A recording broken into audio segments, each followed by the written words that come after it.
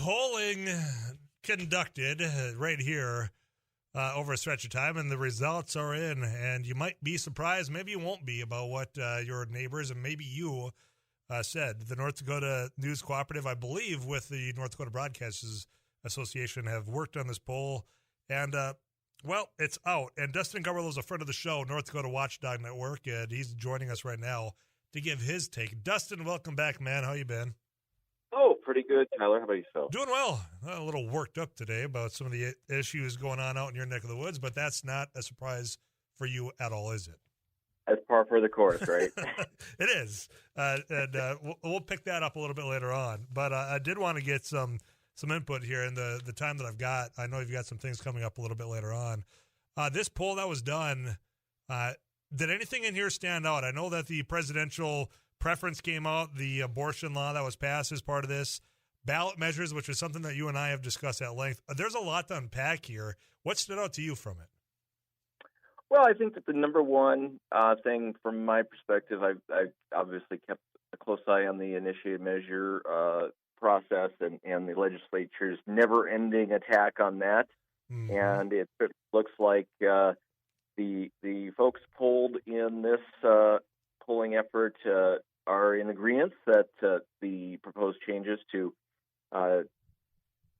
require that each constitutional measure pass 2 elections is not a good idea. And it looks to me like they didn't even ask about the second provision in that measure, which is a single subject rule, which we know the legislature itself cannot and has not abided by in the past. So, there's a lot of things in that measure that are problematic that will, maybe these guys who are doing this poll will include that in the second version. Well, I'm glad to see. I'm not surprised by those results because I think overwhelmingly every time that it's been on the ballot, North Dakota voters are like, yeah, we enjoy having the ability to initiate a measure and get things that, quite frankly, we might not be getting from this legislative body.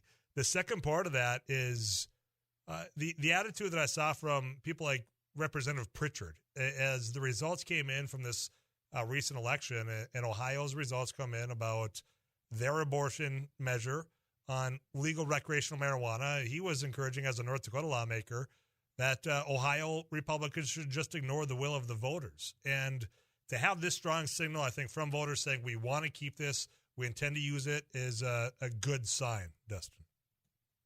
It is, and I think that Representative Pritchard is too young to remember the Tea Party, and the fact that the entire premise of that was conservatives upset the government was not listening to the will of we the people. Mm-hmm. And there is a strain of conservative Republican that believes that direct democracy is bad, but limited government, small government, conservatives and libertarians tend to believe that when used to limit the size of government and set the guardrails for politicians and to set the framework that politicians have to live by, it is a good tool.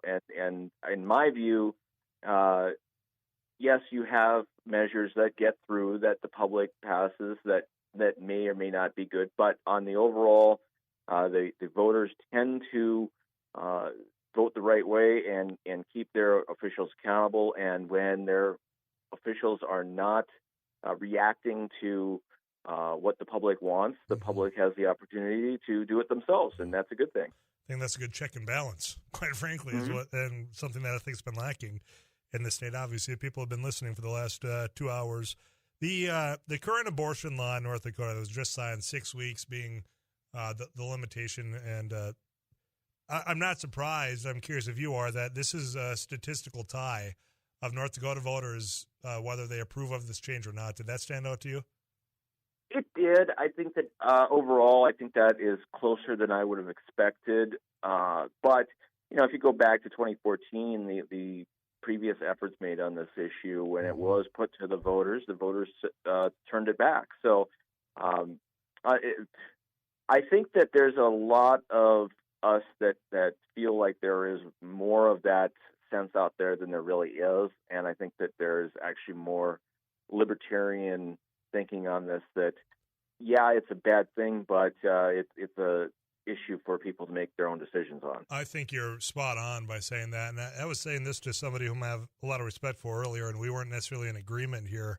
And I'll ask you, and you've been involved in initiated measures before. When you have a poll that comes out like this, knowing the climate nationally around this issue, would you initiate a measure in North Dakota to mirror what Ohio did, for example? Me personally, no, I wouldn't touch it with a 10-foot pole. But if somebody wanted to do it, I mean, it's not as dead of a duck as you'd think it would be, knowing how North Dakota votes for politicians and for elected officials. I think that on the issue itself, the voters are more centrist than the people that the voters elect. Mm-hmm. Yeah, and I guess you answered the way of which I was expecting. Not would you personally go take this issue up, but if you were a political consultant, for example, and you saw that poll showing, hey, there's kind of 50-50 here, if you would say, it's worth a shot, because I think there's some people that are entertaining the idea on this. I don't know if there will be any time to get it done, because this was the follow-up I had with that individual. I said, I think it would be more difficult for them to get signatures than it would to get votes for it. One is anonymous. One, you can get a public record of it, correct? Yeah, absolutely. I think that the when it comes down to it, when you'll have those conversations, and I've seen when people get upset at the folks collecting signatures, they'll hear it, and it's not a fun process, and I can't imagine it would be an easy process, but I'm sure they could get it done. Dustin Garwylow, our guest, North Dakota Watchdog Network, and among other things that he's been working on out here.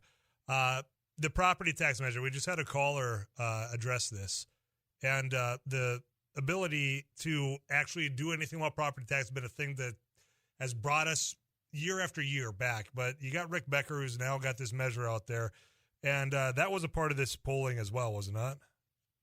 Yeah, it was, and I was actually kind of surprised that the yes vote was so high overall, with the Republicans split basically 50-50, and the overall having a yes of 38%, considering how low and how poorly that measure did back in 2012.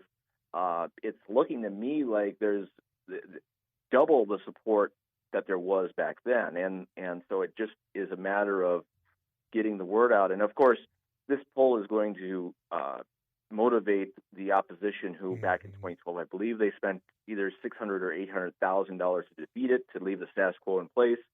The legislature promised to fix it, has not done anything to actually do that.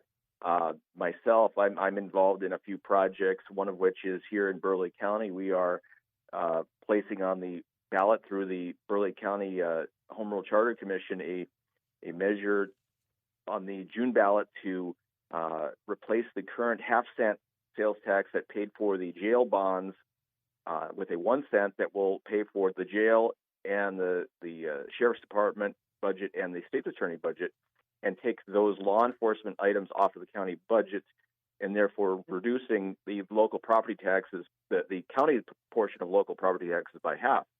And so ultimately, one way or the other, if we want to fix property taxes, we have to figure out what the appropriate funding mechanism is. And I think that you've got these extremes of one side wants the status quo in place, and one side wants to completely overturn the system and let the chips fall where they may. And the solution is in the middle, but you've got to have people willing to actually make a change. And I don't think that there's enough people willing to make that change. The legislature's simply throwing money at the problem, hope that it would pacify the public, and it hasn't. And that's why you're seeing as high of support for abolishing the system as you are. And ultimately, when the legislature does nothing, eventually the people have to decide whether they want to do it themselves. Yeah, and I think we've seen that time and time again. I think the one that stands out recently is the Ethics Commission. Attempt after attempt, and no, and finally said, enough, we're going to do it for you then. I would not be surprised if this one has a far better showing than the one that was in 2008, 2010, I forget which year, because of exactly that. The attitudes changed a little bit, and the drum beat back then was, if you reject this, we'll take care of it. And as you pointed out, according to voters, and you can look at that property tax statement that hit your mailbox, not enough has been done. Final question I got for you as I get you kind of to the weather update from Too Tall Tom. These polling numbers when it comes to presidential preference. Did that surprise you at all that Doug Burgum came in third in North Dakota? I'm surprised he came in that high, in fact. I would have predicted he would have been fourth, probably behind Vivek Ramaswamy, but he was not included in the poll, so he came in third. That surprised me that you thought that he'd come in fourth. I guess it didn't surprise me Trump was one. Didn't surprise me that Ron DeSantis, because I hear it from Republican listeners of the show saying he's the alternative I would want. So with this and the name recognition conversation and the money, would you say it's time to come home, Governor, and get back to work? Time to call it quits on the presidential campaign? Well, yeah. I mean, from the aspect of just being honest, but I'm not being paid to be his consultant, and his consultants are going to obviously want to continue to get paid, so they're going to tell him to stay out there. Yeah, those checks keep clearing, and they keep cashing them. There's no doubt. Dustin, I'm behind my clock, man. Anything else before I let you go? Just for listeners, if you want to keep up to date on what's going on, go to watchingnd.com, sign up for the newsletter, and keep an ear out to what's going on overall. Very good. Dustin, I always appreciate your perspective, man. We'll talk again soon, all right? Take care. Good. Thank you. Right. Yep. Dustin Garwylow with North Dakota Watchdog Network. He's on the right side of the political aisle, and many of you know that I'm on the center-left side of the political aisle. Yeah, we get a good conversation going about things we agree and disagree with. Weather update from Too Tall Tom Szymanski. We'll come back to these messages right here on KFGO.